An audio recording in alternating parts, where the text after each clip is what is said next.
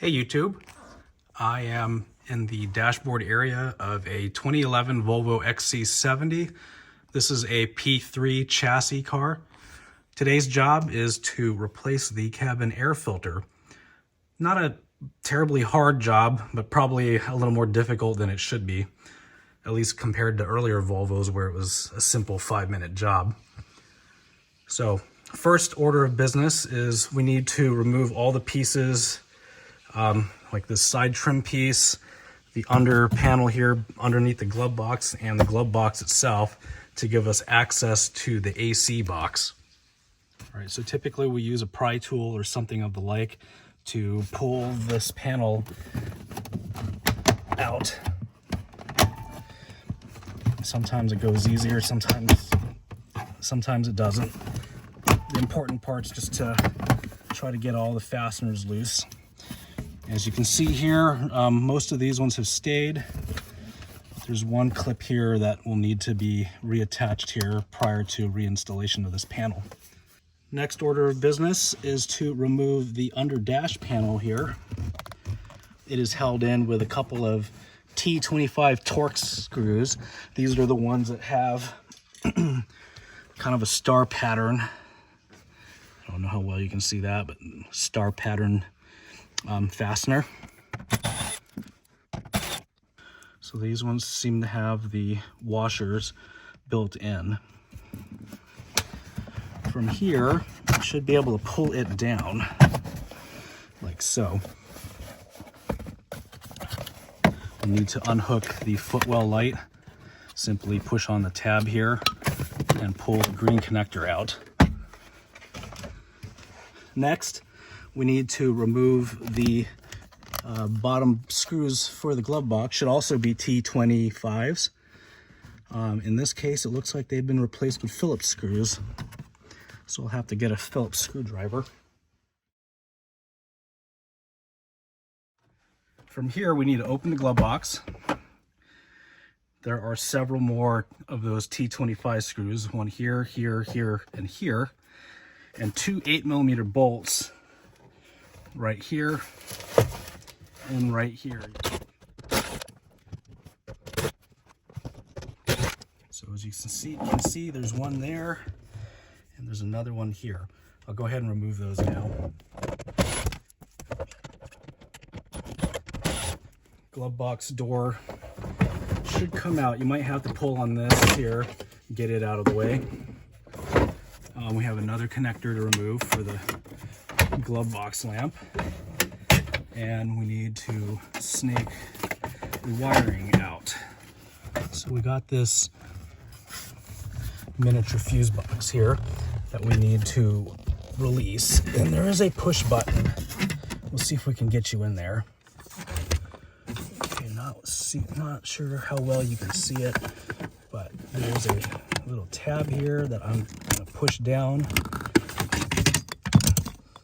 Really hard to see. Maybe I can make more sense of it once I get it down.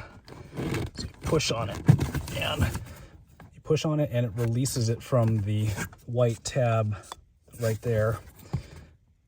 So this is the push button here, and that allows this whole little mini fuse box.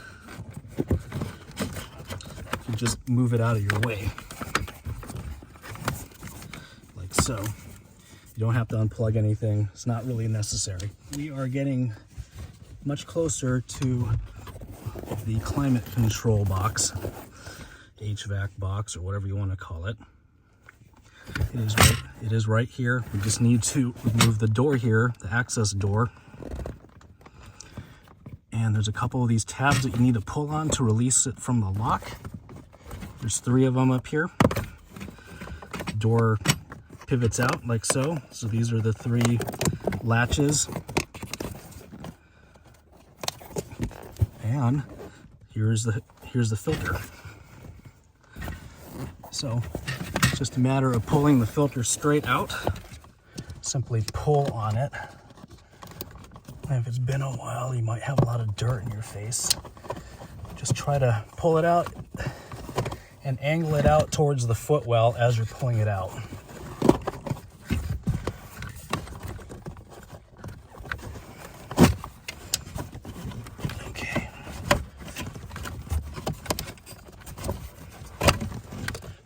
well. So here's the old filter that we pulled out. As you can see, it's thoroughly plugged. There is an airflow arrow right here that should point towards the rear of the vehicle when you install the new one. So here's the old one. It's pretty clapped out. The new filter we are using today is a man filter from FCP Euro. Here is the part number. The new one here is just similar in design, except the arrows are on the end here.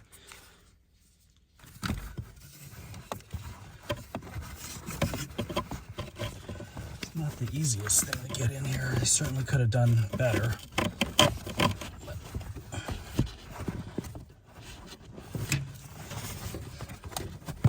Just kind of got to work it in.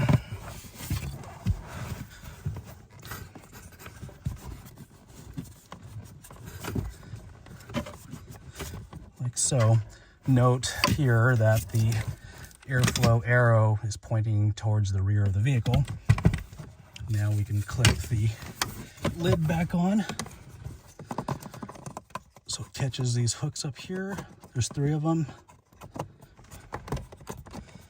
It's all too easy to get that messed up, so make sure you click hooked on all 3, and that the cover here is locked by 3 also. You can pull back on it just to make sure it's locked in properly. So we're going to put this little relay center fuse box thing back in. These 2 legs here at the bottom hook into those 2 notches. So you get those in the notches, and then the top half here should line up with a latch and click in place. All right, so now we can proceed with reassembling this dash, just reverse of how we removed everything. Not too bad of a job, as you can see. Maybe a little more difficult than it should be, but certainly not the worst one that I've done. Anyway, hope this video was helpful. If you like this kind of video, please click the like button and consider subscribing to my channel. Thanks for watching, and we'll see you next time.